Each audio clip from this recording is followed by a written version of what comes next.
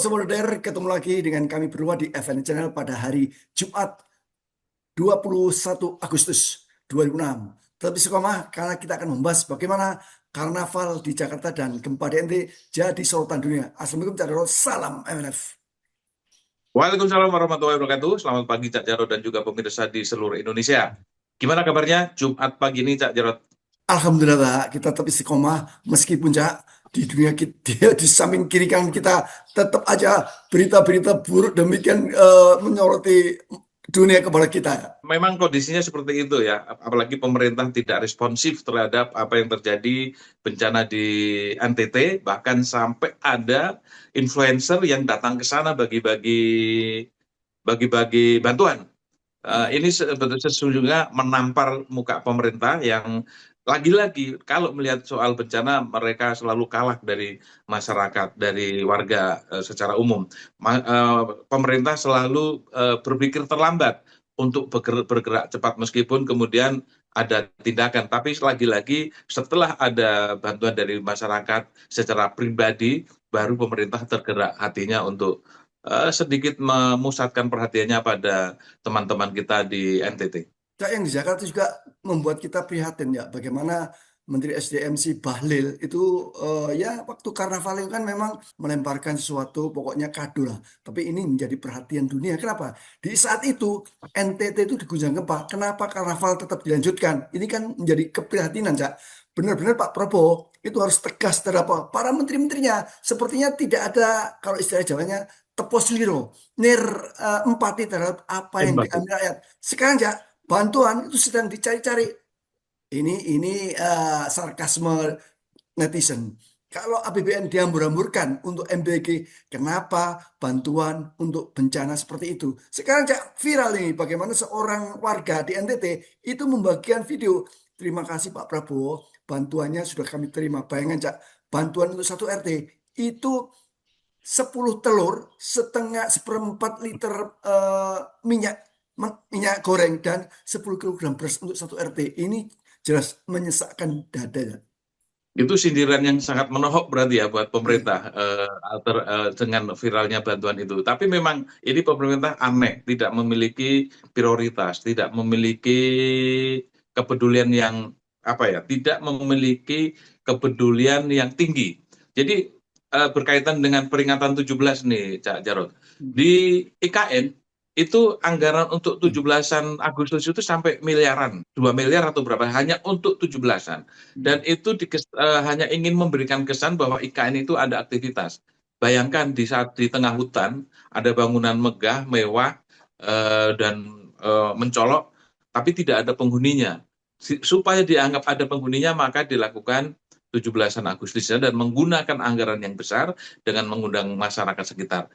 Bagaimana pemerintah bisa dipercaya publik kalau seluruh kegiatannya itu rekayasa, pencitraan, seakan-akan dan semua kamuflase yang lain. Sehingga masyarakat akhirnya apatis terhadap apa yang dilakukan pemerintah. Nah, Bahlil mungkin maksudnya ingin mengisi kemerdekaan dengan hingar-bingar, dengan menunjukkan nasionalisme. Tetapi nasionalisme kan tidak harus ditunjukkan dengan pesta meriah, dengan anggaran yang besar dan kegiatan-kegiatan yang lain. Manakala ada di sisi wilayah kita yang sedang membutuhkan, jauh lebih membutuhkan daripada sekedar perayaan 17-an. Kan seperti itu seharusnya cara berpikir masyarakat, cara Ini berpikir Cak, pemerintah. dalam hal ini saya itu kadang merasa kasihan dengan Pak Prabowo, sekaligus merasa apa ya, eh, jengkel ya. Kasihannya gini ya, bagaimana dia sebelum dilantik 5 hari itu undang-undang Kementerian Negara itu sudah diubah. Kenapa diubah? Siapa yang berubah? Ya siapa yang berubah? Ya kalau bukan pemerintahan yang lama, bagaimana kan belum dilantik ya. Itu diubah untuk memungkinkan Pak Prabowo mengubah kementeriannya yang dari 34 dengan sesuai keinginan. Ini adalah parameter yang tidak jelas. Ini sebenarnya sangat merugikan Pak Prabowo. Dan terbukti sekarang bagaimana hampir dari 15 menterinya itu adalah menteri sekenan Jokowi. Ibaratnya gini ya, Prabowo menghadapi musuh dari dalam ya. Betul sekali Kak. Jadi bukan 15, 17 menteri adalah menteri yang masih loyal pada Jokowi. Bahkan saat penyusunan kabinet Prabowo itu minta ACC dari Jokowi. Siapa yang harus dicoret, siapa yang dipertahankan, dan siapa yang akan ditunjuk. Akhirnya komprominya adalah ketika mayoritas adalah menteri-menteri Jokowi, Prabowo membuat kementerian memperbanyak kementerian, memecah-mecah seperti Kumham, seperti Menteri Pendidikan, Menteri Kebudayaan, semua dipecah-pecah yang tadinya dirjen menjadi kementerian termasuk Menteri Agama dan Menteri Haji. Nah, akibatnya kabinet sangat gemuk, menteri dan plus wakil menteri ada sekitar 108 pejabat negara. Itu mereka butuh ajudan, butuh mobil dinas, butuh anggaran dan pemborosan yang tidak terperikan. Itu terjadi karena dominasi menterinya Jokowi yang terlalu banyak di kabinet sehingga Prabowo harus melakukan itu. Tetapi lagi-lagi meskipun sudah melakukan itu, tetap saja Prabowo tidak mendapatkan dukungan yang solid dari menteri-menterinya karena terbukti para menteri juga berbicara sendiri-sendiri, bahkan banyak melakukan kesalahan, tidak satu komando. Akhirnya Pak Prabowo turun sendiri, turun tangan, pidato sendiri, semua kementerian yang pidato Prabowo. Dampaknya adalah Pak Prabowo karena terlalu banyak berpidato, terlalu panjang berpidato, banyak melakukan kesalahan, blunder, salah kutip, salah angka, dan lain sebagainya. Itu semua karena beban yang terlalu besar. Tapi itu disebabkan oleh Pak Prabowo sendiri yang tidak tegas terhadap penguasa lama, yang selalu mengincar detik demi detik bagaimana kesalahan Pak Prabowo itu kemudian dipelintir, diviralkan, dan dibesar-besarkan. Kan itu yang terjadi. Nah, di samping menteri, Kak Jarod, ada juga komisaris-komisaris yang direkrut oleh Pak Prabowo semata-mata hanya untuk berbalas budi karena telah mendukung Pak Prabowo menjadi presiden di 2024. Bahkan ada komisaris yang masih belia, yang tidak punya pengalaman dan tidak punya kapasitas dan kapabilitas. Ini yang memprihatinkan kita semua. Sementara rakyat di bawah yang berjuang berdarah-darah, nasibnya masih sama seperti dulu. Mudah-mudahan Pak Prabowo itu ingat dengan peristiwa kejadian yang menimpa Presiden Afrika Selatan. Presiden Afrika Selatan, Jacob Zuma, ini sama mirip dengan Pak Prabowo ketika naik jadi presiden. Dia terkenal dengan joget, kalau Pak Prabowo kan joget gemoy. Sama, si Jacob Zuma joget seperti itu. Programnya nggak persis ada tentang peningkatan kualitas gizi dan juga proyek namanya koperasi. Dan juga sama bagaimana kabinetnya gemuk sehingga lambat. Terakhir, Cak, dia dipecat oleh partai pendukungnya sendiri. Cok, dipecat kenapa?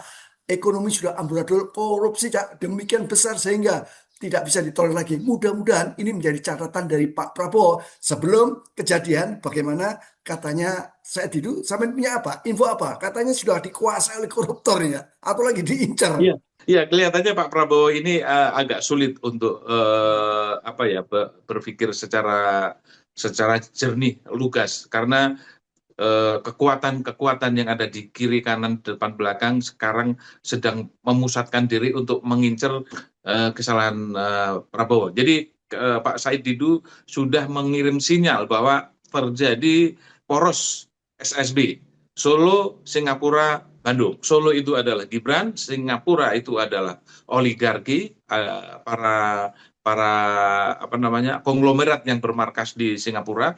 Bahkan Pak Said Didu mengatakan setiap Jumat sore oligarki Indonesia itu rapat di Singapura menyusun satu strategi bagaimana Pak Prabowo diturunkan di tengah jalan.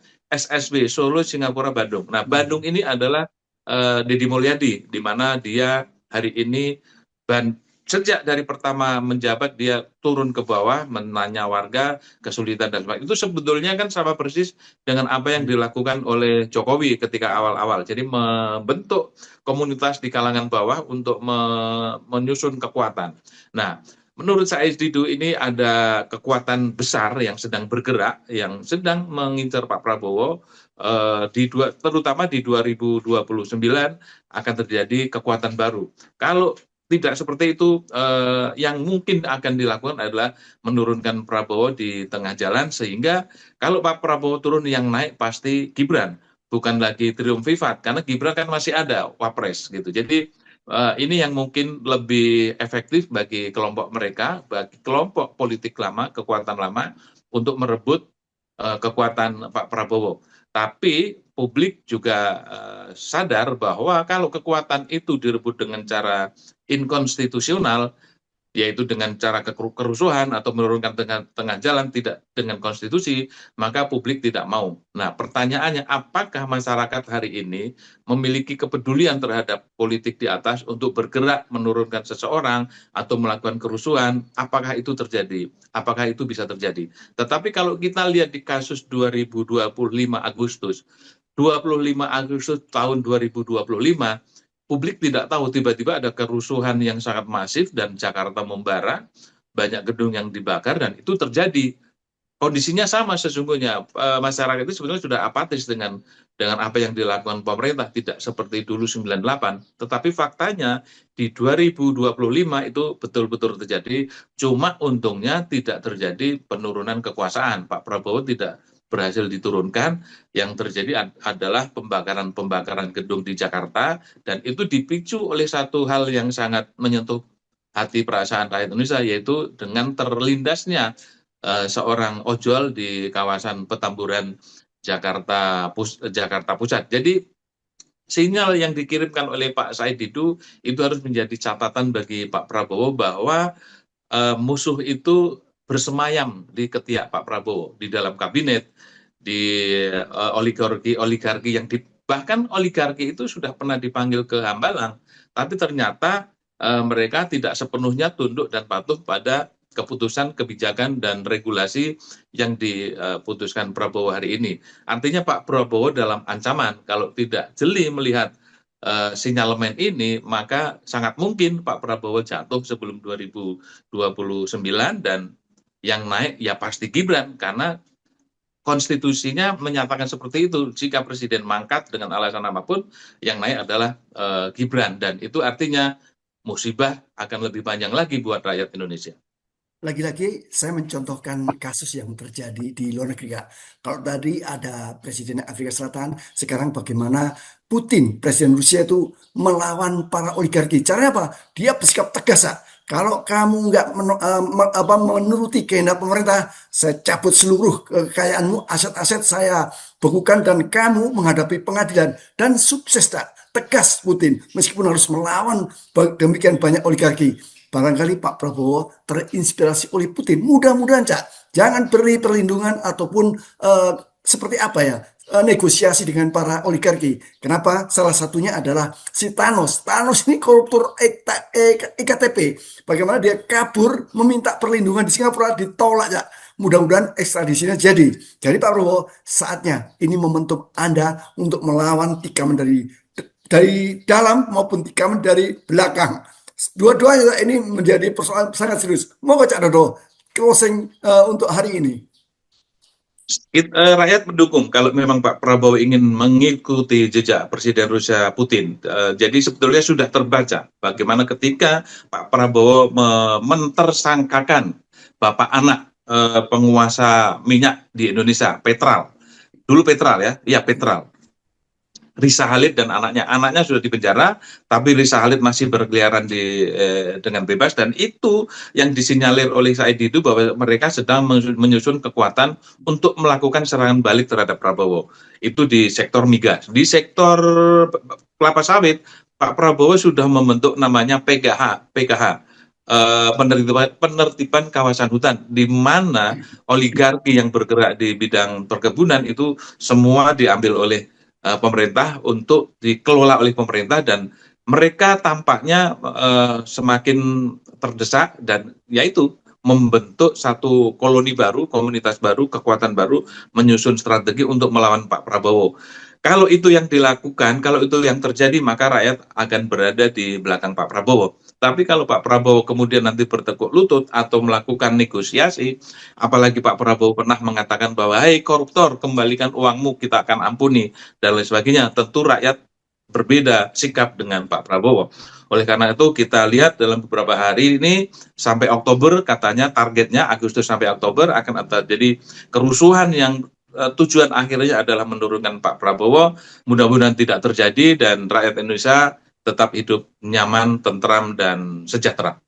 Amin, amin, amin. Dan sekali lagi, jangan Pak Prabowo, jangan dianggap enteng ketika Jawa Tengah mengusulkan kakek Anda mendapat kandidat sebagai pahlawan nasional. Tolak, itu berbahaya bagi Anda sendiri. Tapi semua, Assalamualaikum, salam FNF. Waalaikumsalam warahmatullahi wabarakatuh. Selamat pagi dan salam freedom and fairness.